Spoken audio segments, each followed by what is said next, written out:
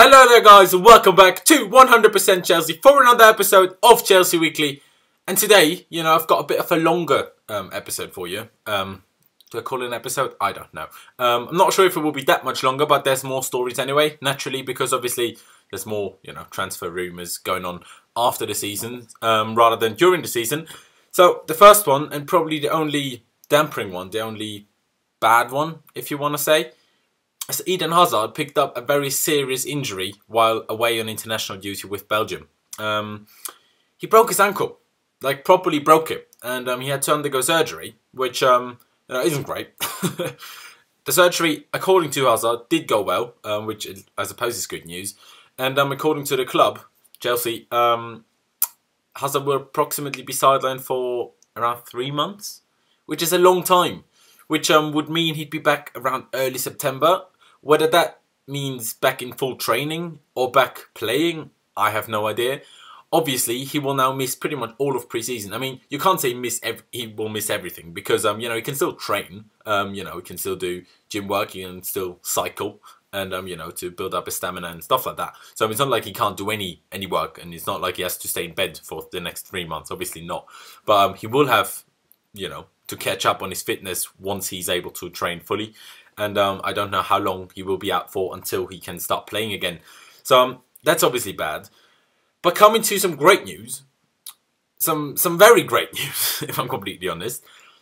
Romelu Lukaku has yesterday, pretty much, confirmed that he's found an agreement with a new club. And there have been loads of reports by very reliable sources as well, that Man United, who were interested as well, received a firm no by Lukaku because it's his wish to return to the club he supports, Chelsea. And apparently, like I said, he supports the club. His idol is Didier Drogba, and he kind of wants to emulate what Drogba has done for Chelsea. I mean, if that's not a great attitude to have, I don't know what is. It's absolutely mental. The rumoured fee lies around £87 million, which is a big fee. So, I don't know. Leave me your thoughts. Is it too much? I'm not sure. The thing is, football has changed so much nowadays. Real Madrid have reportedly put in a €135 million bid for Kylian Mbappe from Monaco. If you think about it that way, maybe Lukaku is worth £87 million. It's just the way football has, developed over the last 2 years, pretty much with United spending that much on Paul Pogba, I suppose. But, it is a lot of money. It really is a lot of money. Of course, he's enjoyed a great season, and he's enjoyed several great seasons in the Premier League so far, and he's never really been at a top-class club. People argue that, especially in big games, he doesn't really turn up, and, he scores his main goals against lesser oppositions, which I suppose is true, but scoring goals against lesser oppositions also wins you the league, like Mourinho has shown loads of times when we just went away to draw 0-0 away at other big teams. You don't necessarily need to win these games all the time. Who you need to beat is the lesser teams, the teams outside of the top 6. That's who you need to beat to win a league. Obviously, in the Champions League, he needs to be able to turn up for big games. That's for sure. But for me, Lukaku has never once worked under a top manager at a top club for a full season.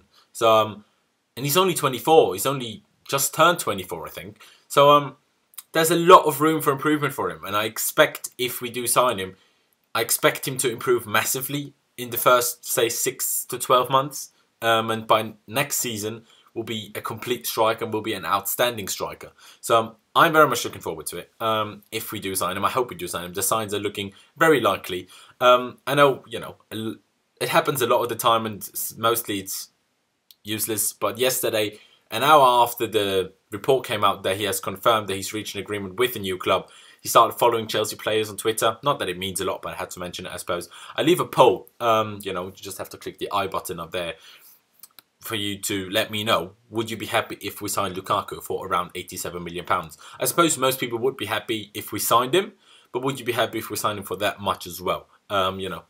Leave your thoughts in the poll as well, and obviously in the comment section down below. And the next story is about, and I'm not 100% sure on the pronunciation of his name, Corentin Tolisso. I'm not 100% sure. That's my attempt at speaking French, I suppose. He's a 22-year-old French central midfielder from Olympique Lyon, who finished 4th this season in the Ligue 1.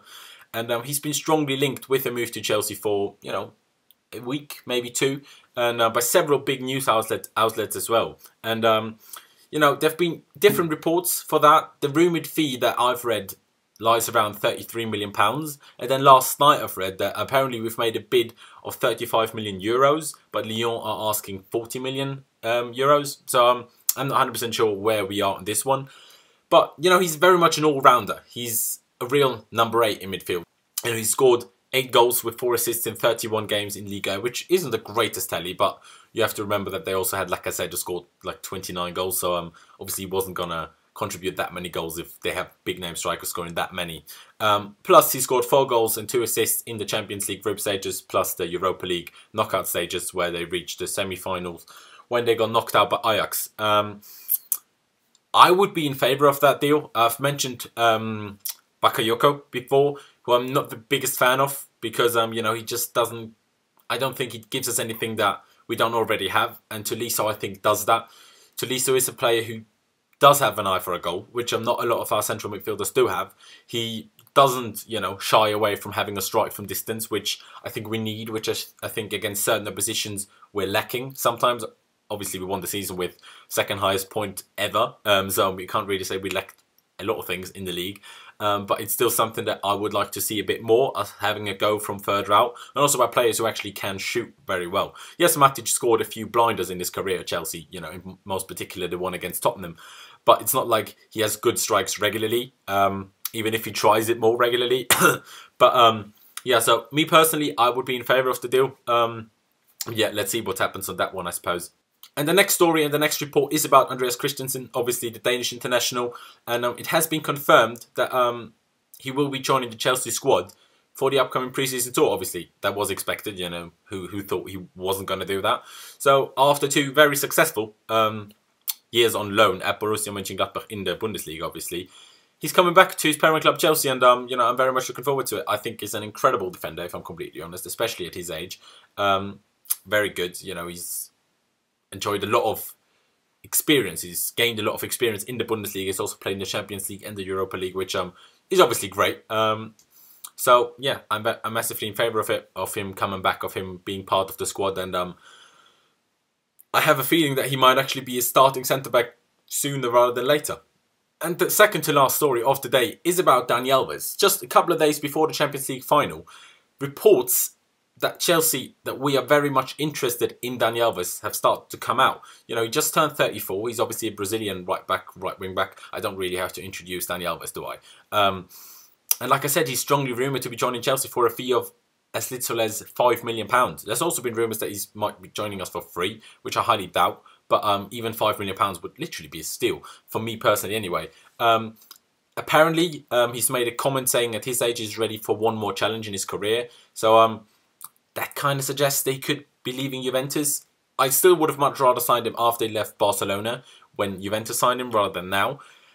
But if you look at his season, especially the way he performed in the Champions League, his season has been incredible. So is he too old? I'm not sure, because if he played that well this season, even if he declines a little bit, he will still be by far the best right back / right wing back in the Premier League next season. He was that good this season.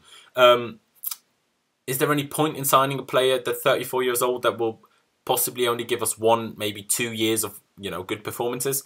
I don't know. But if there's no real other very good right wing back available at the moment, as backup for Alonso, or as, you know, making Alonso backup, Moses obviously, I'd go for it, if I'm completely honest. Again, I'll leave another poll up there that you can, you know, see if you click the I button. Just let me know, do you think Dani Alves is too old for us to sign him? Just let me know. Just simple yes or no. Quite simple, isn't it? And then the last story is about his teammate, Alexandra, the 26-year-old Brazilian left-back / left wing-back from Juventus as well. And according to reports from Italy, and that has only just come out last night, yesterday evening, really, Chelsea have offered 40 million euros for him. But Juve's asking price apparently lies around 50 million euros, so I'm not sure where we stand on this one. Sorry if you just heard my dog bark in the background. I'm not sure if it, you know, the mic picked up on it. Just had to get rid of him. Not rid of him as in killing him, don't worry. Just put him in a different room. Anyway, so as I said, I'm not 100% sure where we lie on this one. Obviously, him and Dani Alves played at massive part in Juve's success this season, both domestically in Italy by winning the double, you know, with the Scudetto, the Serie A, and obviously the Coppa Italia, and reaching the Champions League final, which they did lose 4-1 to Real Madrid, but still, they had an incredible season, and those two played a massive part in it. Me personally, I highly doubt they're actually going to sell both of them, especially because I think in January they sold Patrice Evra to Marseille, so now they really only have Alexandra as a left wing back. You know, yes, we probably have more financial capabilities, especially offering wages, than Juventus do, so we might, you know, just be able to pursue and kind of seduce Alexandra into joining us. But yeah, I'm not 100% sure. Dani Alves, I think, is generally more likely, although I would much prefer if it was, you know, either one of them. Alexandra, just because of his age, you know, he's 26, he's at a great age, he's enjoying a great season, he's enjoying great form at the moment, and, you know, I think he can even still improve, if I'm completely honest with you. But yeah, that's all the stories, you know, for today. There've been a lot of stories, actually. I'm not sure if this turned out to be longer than the usual ones, because I've kind of rattled through them. But yeah, again, leave me all of your thoughts down in the comment section below on all of these. Obviously, very sad that Eden Hazard had to pick up that injury. Bit annoying. I just hate these post-season international, you know, games, international breaks. I hate international breaks as it is, but after the season, it's just even more stupid, if I'm completely honest. Yes, there's World Cup qualifiers on, but you could just have them any other time. Like, it's ridiculous, if I'm completely honest. Like, players, especially players playing in the Premier League, have played so many games, have not had a break pretty much all year long. And then you have to go away and play with the international team again. Like, just give them a break. Like, fuck's sake, calm down, give them a break. I'm very annoyed about that. I'm very much in favour of Lukaku again, you know. Check out the polls up there. Leave me your thoughts in the polls. On Lukaku, would you be happy if we signed him? You know, is £87 million too much for him? Again, let me know. Christensen, you know, are you as happy as I am that, you know, he's definitely at least joining pre-season tour? I can't imagine him going away out either on loan or being sold. He's just that good. And I would be very surprised if Antonio Conte doesn't have the same opinion on him as I do, if I'm completely honest. And Corentin Tolisso, have you heard of him before? What's your opinion on him? Would you be in favour of that move? Would you be in favour of that deal? And then obviously Dani Alves, as I said, you know, again, the poll, is he too old? Is it worth getting him? As I said, it would only be around 5 million, if not 3. Rather be 5 million, but, you know, still, it's not a lot of money. So we might as well, is my opinion on it, we might as well. And then obviously Alexandra, I don't think there's many people that would not want to see him at Chelsea, because he's possibly one of the best left wing backs out there currently, you know, at least of the ones that are at least slightly available. Obviously, players like Marcelo, Alaba are just not available, are they? Although they might be better than Alexandro. But yeah, that's really it for me. I hope you guys enjoyed this. I'm going away to Italy later today, so I'm going to enjoy that. I hope the Lukaku deal doesn't get confirmed until, you know, after the weekend, which I think it won't do, because I highly doubt that will be confirmed before the end of the international break, which is on the weekend. So I highly doubt that. Anyway, again, leave me all of your thoughts down in the comment section below. Leave a like if you did enjoy the video. Subscribe if you haven't already. We massively do appreciate that. Thank you guys for watching. Up the shells. And I'll see you next time.